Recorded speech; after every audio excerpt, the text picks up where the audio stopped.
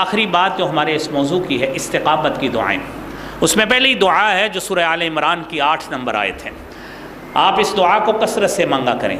ربنا لا تزغ قلوبنا بعد إذ هديتنا وهب لنا من لدنك رحمة إنك أنت الوهاب. سورہ آل عمران 8 نمبر آیت. پہلی دعا، اے رب، اے ہمارے رب، لا تزغ قلوبنا بعد إذ هديتنا، تو نے ہمیں جو ہدایت دی اب اس کے بعد ہمارے دلوں کو ٹیڑھے نہ کرنا. وَهَبْ لَنَا مِن لَّدُنْكَ رَحْمَةً، اللہ اپنی طرف سے ہمارے اوپر رحمتوں کا نزول فرما.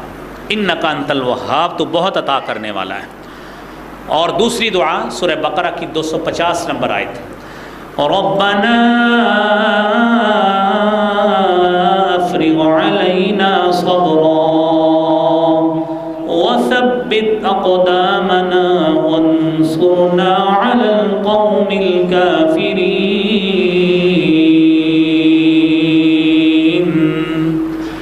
رَبَّنَا أَفْرِغْ عَلَيْنَا صَبْرًا، اے اللہ صبر کی دولت سے ہمیں مالا مال کر دے.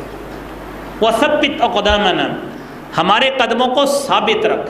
جو نیکیاں ہم کرتے رہے اللہ ان نیکیوں کا اس بات اور ہمیں ثابت قدمی ان نیکیوں پر عطا فرما، کہیں ہم ڈگمگا نہ جائیں. 2 دعائیں ہو گئیں. تیسری دعا ہے جو سنن ترمذی کی 2140 نمبر حدیث ہے. حضرت انس رضی اللہ تعالیٰ عنہ بیان کرتے ہیں، اور دوسری کتب میں یہ حدیث حضرت عائشہ سے بھی روایت ہے، حضرت ام سلمہ سے بھی روایت ہے. اللہم یا مقلب القلوب ثبت قلبی علی دینک، اے اللہ دلوں کو پلٹنے والے، ثبت قلبی علی دینک، میرا دل اپنے دین پر ثابت قدم رکھ.